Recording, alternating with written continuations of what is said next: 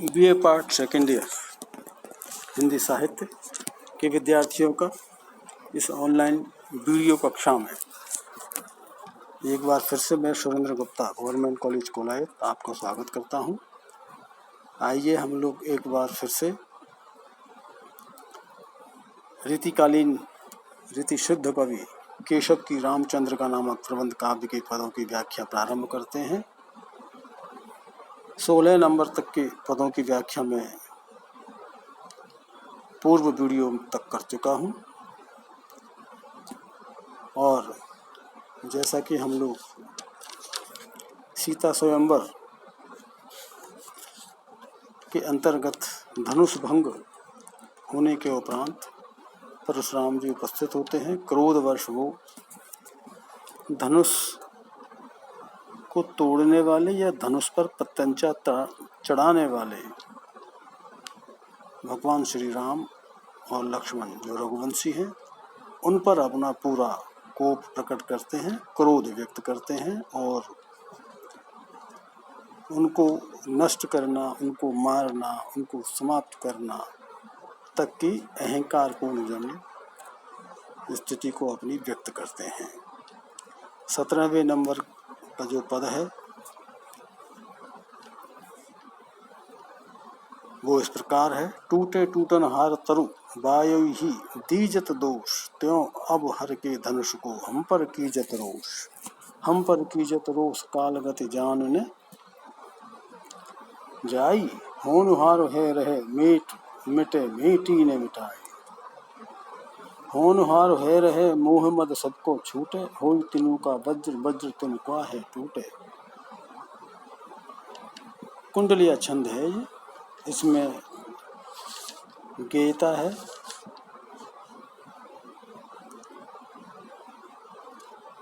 अभी तक हम कवित्व पढ़ रहे थे, छंद भी पढ़ रहे, कवित्व छंद और सवैया छंद पढ़ रहे थे। अब ये कुंडलिया छंद है।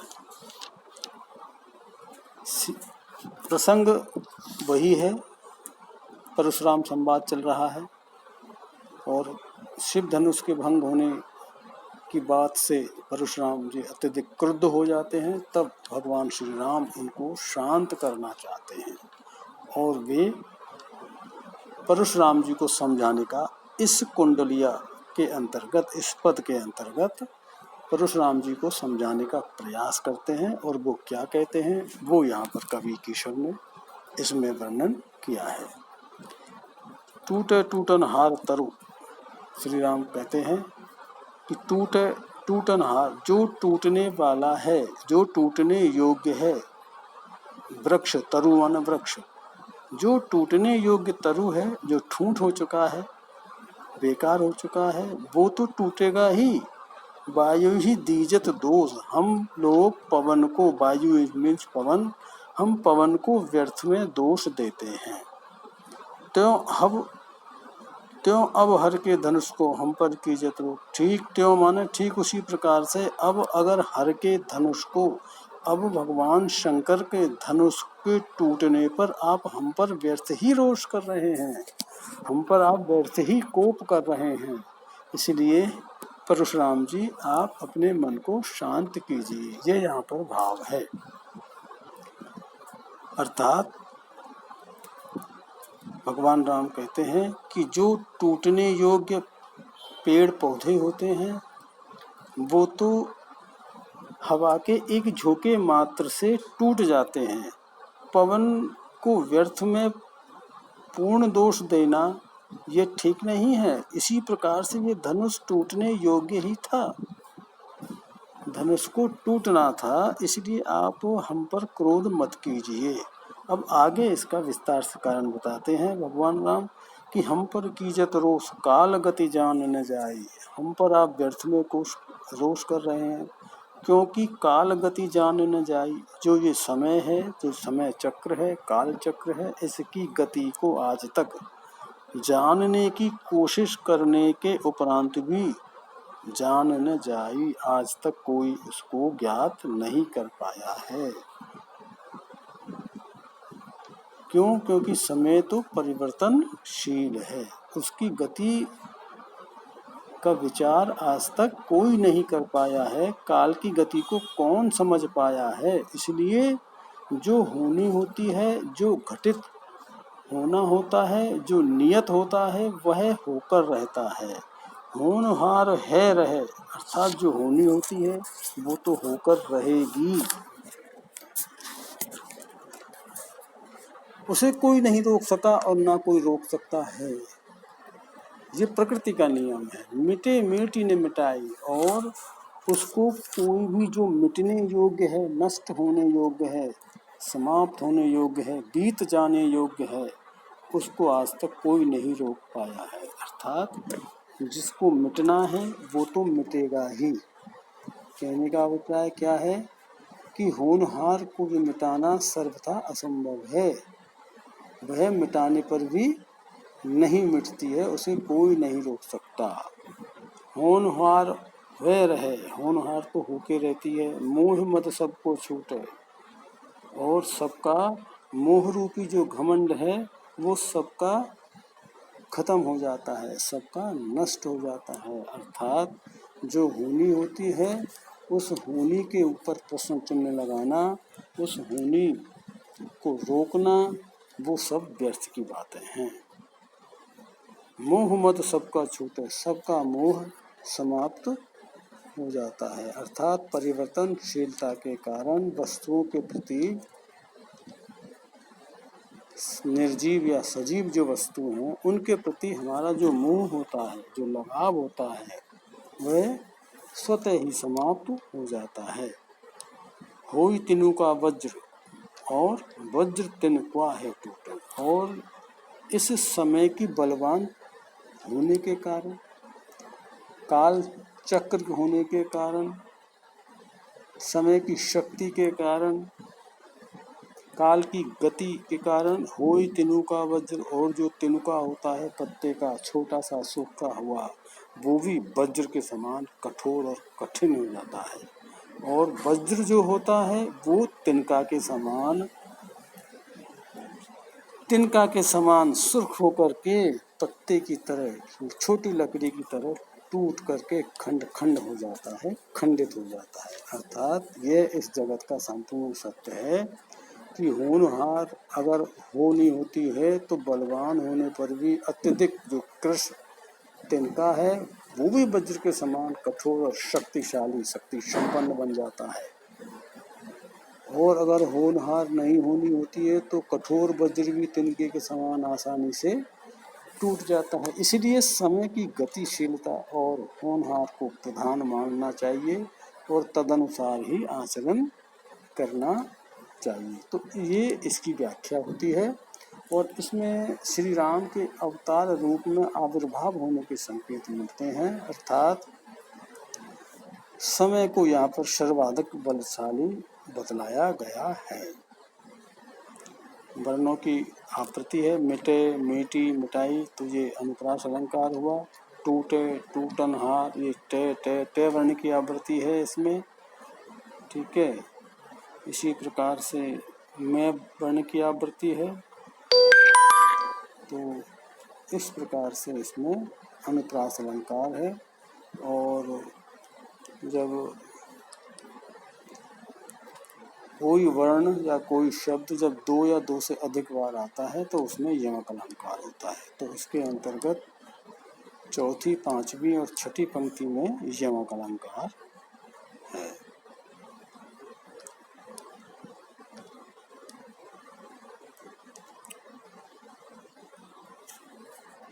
ये पद नंबर 17 संपूर्ण हुआ। पद नंबर 18 जो छोटा है, दो पंक्तियों का है। सुन राम, परशुराम जी अब इस बात को सुन करके, भगवान श्री राम के संबोधन को सुन करके परशुराम जी कहते हैं कि सुन राम शील समुद्र, तब बंधु है अति क्षुद्र, मम बड़ वानल को ते ही कियो चाहत लोग। ये अवतरण रामचंद्र के परशुराम संवाद से लिया गया है, और इसमें राम के मुख से अपनी जब प्रशंसा सुनते हैं परशुराम, और क्रोध ना करने का बात जब सुनते हैं तो वो क्या कहते हैं, उसी का इसमें वर्णन है।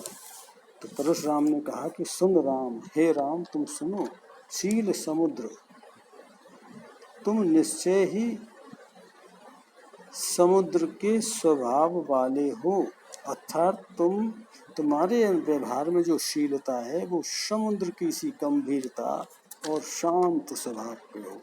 तुम अच्छे स्वभाव वाले हो, गुणों के भंडार हो, तब बंधु है अति क्षुद्र। लेकिन जो तुम्हारा बंधु है लक्ष्मण जो है अति क्षुद्र, ये बहुत छोटा पन का है, ये तुम्हारा भाई एकदम तुच्छ व्यवहार का है।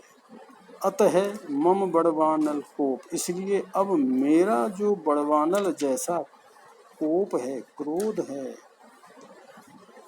ते ही कियो चाहत लो, वह ते ही यानी इसका अर्थात लक्ष्मण का इस धृष्ट राजकुमारों को नष्ट कर देना चाहता है। तो बड़वानल समुद्र में फैलने वाली एक प्रचंड आग को कहते हैं और परशुराम ने अपने क्रोध को उसी के समान विनाशकारी इसमें बताया है। तो इस पद के अंतर्गत एक परशुराम की पुनः एक बार दर्पोक्ति है, घमंड की उक्ति इसमें व्यक्त हुई है।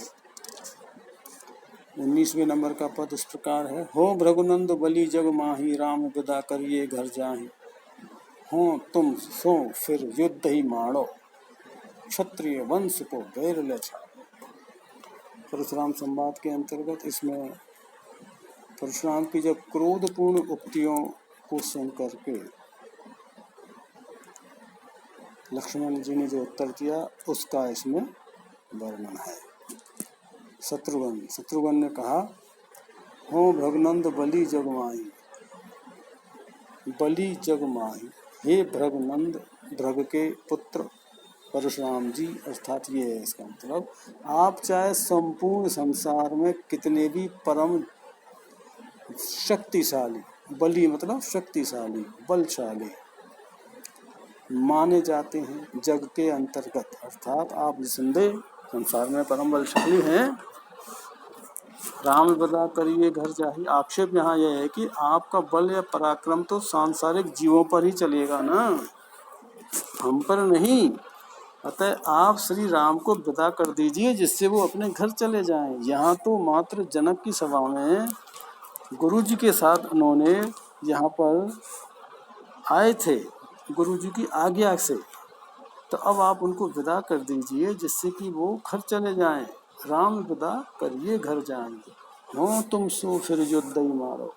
और जब भगवान श्री राम यहाँ से प्रस्थान कर जाएंगे तो फिर तुमसे युद्ध ही मारो, मैं फिर तुमसे युद्ध लड़ूंगा, क्षत्रिय वंश को बैर ले छाड़ो, और मैं फिर आपके समक्ष रहूंगा। और आपने जो क्षत्रिय वंश को बैर ले, जो क्षत्रिय वंश कुलों का जो संहार किया है अतीत में, उससे आपका पूरा बदला लूंगा। ये पंक्ति का यहाँ पर अर्थ है। ये 4 पंक्ति का पद है, 2 छंद है इसमें, छंद भंग, और इसमें शत्रुघ्न की निर्भीकता और स्पष्ट वक्तृता की व्यंजना हुई है। तो एक तरह से परशुराम जी के फिर दर्पोक्ति को सुनकर के छोटे भ्राता के अंतर्गत एक बार फिर उनमें भी आवेश आ जाता है और आवेश के परिणाम स्वरूप वो फिर एक बार से परशुराम जी को ललकारते हैं। फिर 20वें नंबर के पद में फिर परशुराम जी कहते हैं, तो ये संवाद चल रहा है, इसको क्या है, केशव की ये संवाद शैली है। भूतल के सब भूपन को मद, भोजन तो बहु भांत कियो ही, मोद सो तारक नंद को मेद, पया पछावरी पान सरायो हियोई, खीर सड़ानन को मद केशव, सो पल में करी पान लियोई, राम तिहारे कंठ को श्रोणित, पान को चाहे कुठार कियो। देखिए इसमें क्या है, शत्रुघ्न ने जब स्पष्ट घोषणा की युद्ध के लिए, परशुराम जी को ललकारा, उनसे युद्ध करना जानना चाहा, तब वे श्री राम को ही युद्ध में ललकारने के लिए क्रोधवश दर्पोक्ति करने लगे। तो परशुराम जी क्या कहते हैं, यहाँ कवि ने लिखा है, भूतल के सब भूपन को, इस भूतल पृथ्वी के सब भूपन सभी राजाओं को मद घमंड अर्थात मेरे इस फरसाने पृथ्वी के सभी राजाओं के मद भोजन, मद रूपी भोजन अर्थात अहंकार का जो भोजन है बहु भांति की हुई बहुत बहुत प्रकार से मैंने किया है। अर्थात मेरे इस फरसे ने पृथ्वी के सभी राजाओं के मान का, अहंकार का, घमंड का, मद का मर्दन किया है मेरे फरसे ने, कुठार ने। और मूद सो तारक नंद को मेद पया पछावर पान सुरायो ही। और प्रसन्नता से इस फरसे ने तारक नंद में तारकासुर के पुत्र को मेद, मेद यानी चर्बी, शरीर की चर्बी, मांस की चर्बी को पछायावरी पान यानी रायता पिया है, पान किया है। सरायो हियोई माने हृदय और सरायो मैंने शांत किया। अर्थात मेरे इस फरसाने ने केवल समुचे पृथ्वी के राजाओं के अहंकार का मान मर्दन किया है, अपितु इसके साथ ही बड़ी मोद सो मतलब बहुत ही प्रसन्नता से इस फरसे ने तारकासुर के पुत्र को मार करके उसकी चर्बी के रायते के रूप में उसकी चर्बी को पिया है। और पी करके हृदय के आवेश को, क्रोधाग्नि को मैंने शांत किया है। क्षीर सड़ानन को मद केशव सोपल में करिपान वियोगी। और मैंने सड़ानन मतलब 6 जिसके आनन हैं अर्थात कार्तिकेय भगवान शंकर के पुत्र। और मेरे इस फरसे ने कार्तिकेय के अहंकार को भी समाप्त किया है एक क्षण में। और समाप्त करके दूध की तरह खीर को मद केशव कवि कहते हैं कि मैंने सड़ानन के मद को खीर की तरह पल में कर पान लियो, सो पल में कर पान, मैंने क्षण भर में उसको खीर की तरह बड़े आराम से, बड़े आनंद के साथ मैंने उसको पिया है। सड़ानन के मद को, घमंड को खीर की तरह एक क्षण में मैं पी गया हूँ। राम तिहारे कंठ को श्रोण, ठीक उसी प्रकार से सुनो हे राम, मैं तुम्हारे कंठ को श्रोण पाने को चाहे कुठार की। ये मेरा जो कुठार है, मेरा जो फरसा है, आज इसकी इच्छा हो रही है कि मैं तुम्हारे कंठ के श्रोणित यानी रक्त, तुम्हारे इस कंठ के रक्त को, राम तुम्हारे कंठ को श्रोणित, तुम्हारे इस कंठ को जिससे तुम बड़े बड़ी बात कर रहे हो, इसके रक्त के पान करना चाहता है। अर्थात मेरा ये फरसा, ये कुठार तुम्हारे ही गर्दन का खून पीना चाहता है और तुम्हें युद्ध करके मार डालना चाहता है। इसमें वीर रस स्पष्ट दिखाई दे रहा है, साथ में रौद्र रस भी है। कुठार के भीषण स्वभाव और प्रभाव का इसमें वर्णन है, परशुराम ने किया है इसके अंतर्गत।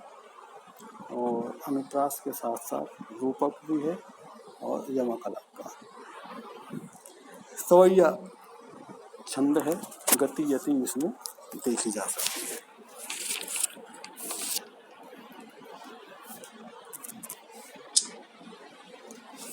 इस तरह ये आज मैंने आपको 17वें नंबर का पद, 18, 19 और 20 पदों की व्याख्या मैं यहाँ आपको कर चुका हूँ। 21वें नंबर के पद की व्याख्या फिर हम अगली ऑनलाइन वीडियो कक्षा में करेंगे। तब तक के लिए आप सभी को नमस्कार।